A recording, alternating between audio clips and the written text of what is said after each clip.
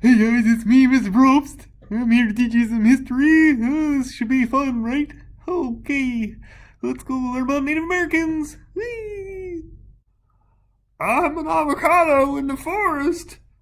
What am I doing in the forest? And why am I an avocado?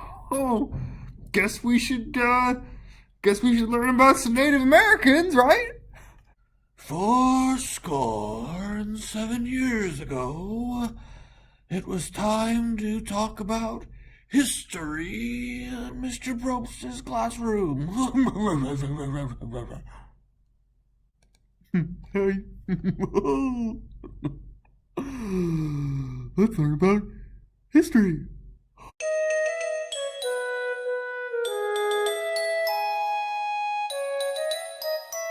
Wait, is this Connix?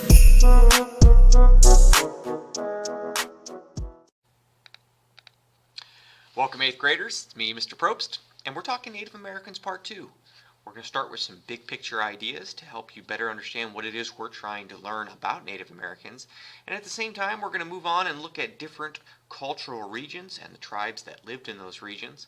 While we're doing all of that, I'd like you to take a moment and think and sort of come up with maybe a top 3 cultural regions that you like.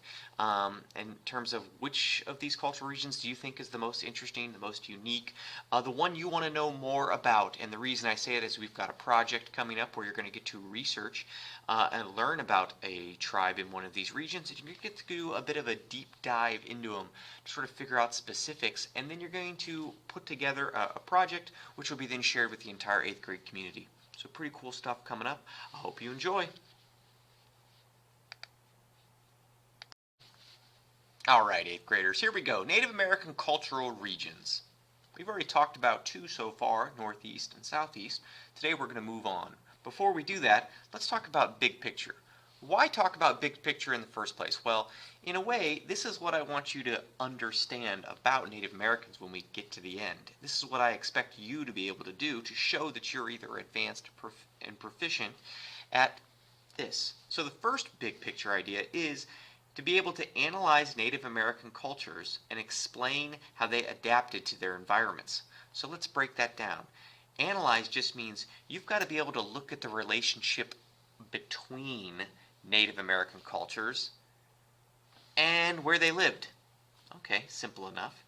The explain part means to just make known. So that might be you telling me, you writing it, you recording yourself, you creating something. All of those will be ways that you could explain this relationship. How they adapt to their environment, well, adapt it just means to change. So it's raining now, I'm going to adapt to the rain by putting on a rain jacket. And finally, the environment, the world around them. So let's simplify that even more.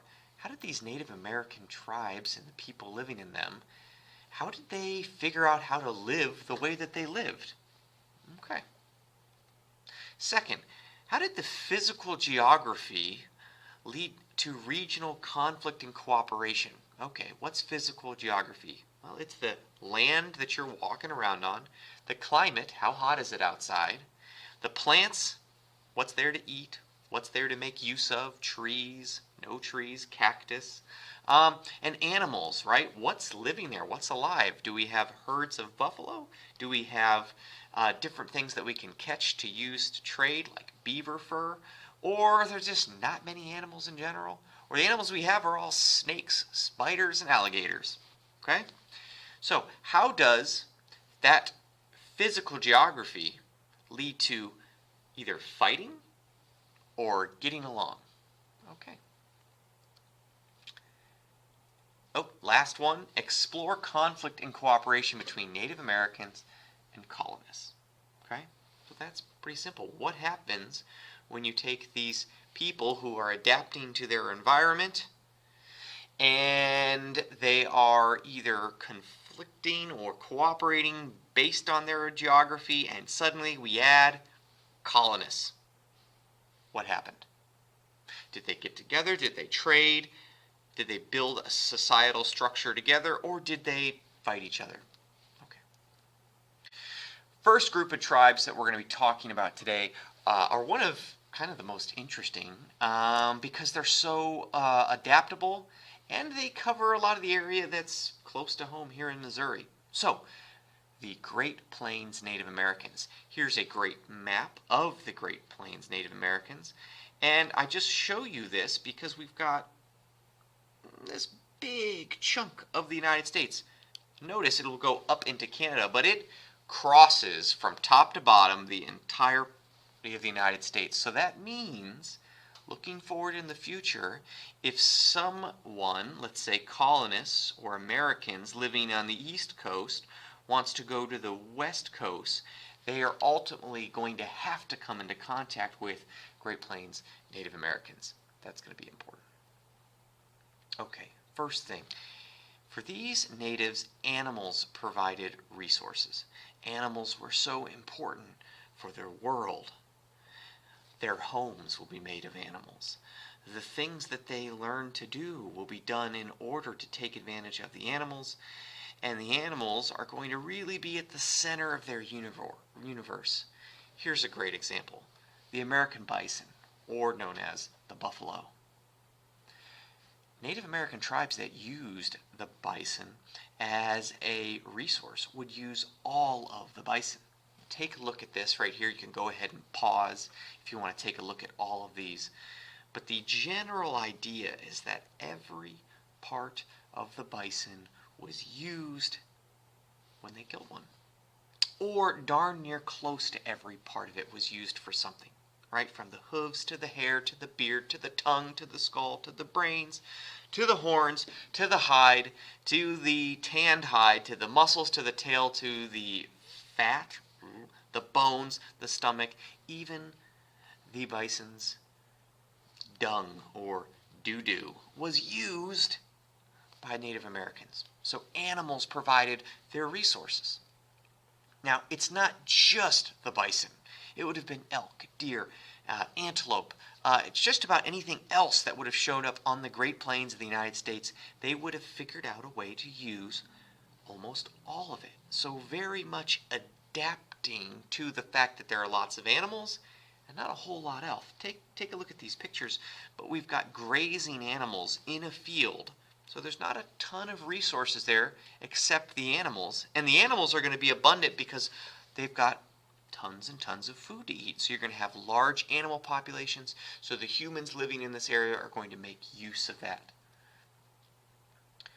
Next, kind of hearkening back to a previous time, a lot of these tribes are going to be semi-nomadic hunters, which means just like thousands of years ago and the first Americans and our ancient Americans would have been nomadic hunters, a lot of these Great Plains tribes are semi-nomadic hunters, which means they sort of come and go depending on where those animal herds are. And sometimes they'll winter here and then they'll move here in the spring and then here in the fall and then back there for winter. So that's why we call them semi-nomadic, because there will be tribes that stay put in this area, and there will be tribes that stay put for months at a time. It's not like they're packing up and leaving constantly. But a theme that we see in this area is that they're not afraid to move where they're living based upon those animal resources. And here's a good picture of that. They would have lived in mobile teepees or semi-sedentary homes. So we've probably seen, or you probably are familiar with the concept of teepees, and you can see those here, made out of animal hides, right, the skin of animals. And at the same time, we would have had different groups here that would have been semi-sedentary, which means that this would be a difficult home to pack up and move, but not impossible.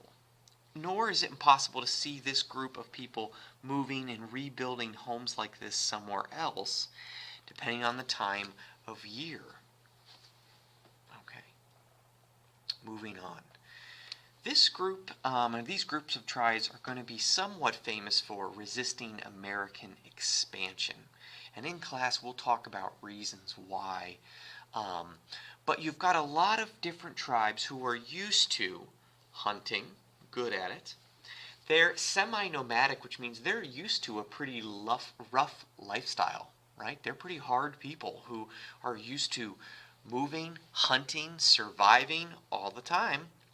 And suddenly, you've got competition over those resources, which we know are so important. So if you see someone else killing your bison herd, and there goes all of your resources, and you're pretty good at hunting, and you're a strong people who's not afraid of a fight, you're probably going to resist expansion coming from these foreigners that you don't know who are coming into your territory and taking your resources. Okay, moving on. Northwestern tribes. This is the Pacific Northwest, and I show you this image just so you can get through your mind that this area is resource lush or rich. There's lots of things to live off of and to do in the Pacific Northwest in the United States and southern Canada, which means the tribes here are going to be very numerous. Just unbelievable amounts of people. We can't cover them all, so we're just going to focus in general. For the most part, we've got maritime people. And maritime means they live off of the ocean and sea, right? They're connected to water at almost all times. Okay? They're connected to the sea. So we've got maritime people connected to the water. Okay? Second, water provided their resources. Okay?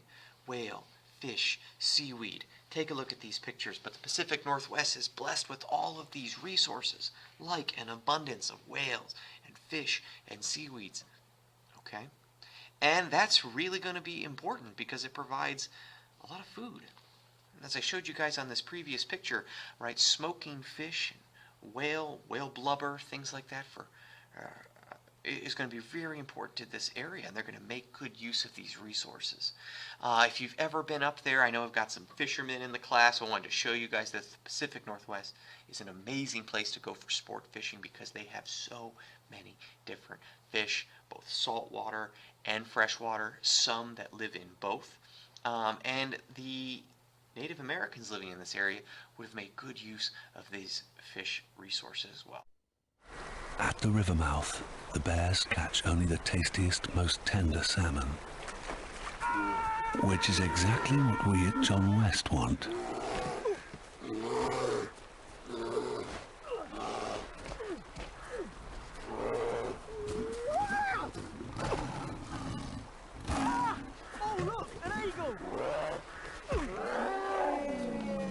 John West endure the worst to bring you the best. Next thing, the forest is going to provide really their homes. Unlike the Great Plains with those mobile teepees, and somewhat like the East Coast, we're going to see longhouses again. But these longhouses are different than what we saw on the other side of the country. These, take a look at the roofs, right? They have a nice triangle top, and that's because they get a lot of rain in this part of the country.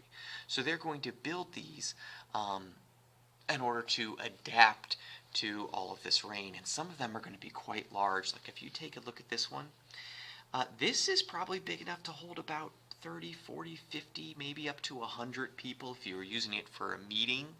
And this one right here, right, this may have held 20 or 30 people. We've got relatively large structures. So when we're looking at the Pacific Northwest, they're going to build these longhouses which contain a lot of people inside them. Also take a look at these totems over here. These are going to be used for religion and religious ceremonies, these totem poles. And again, they're going to use wood from the Pacific Northwest, from the forest, to provide for those.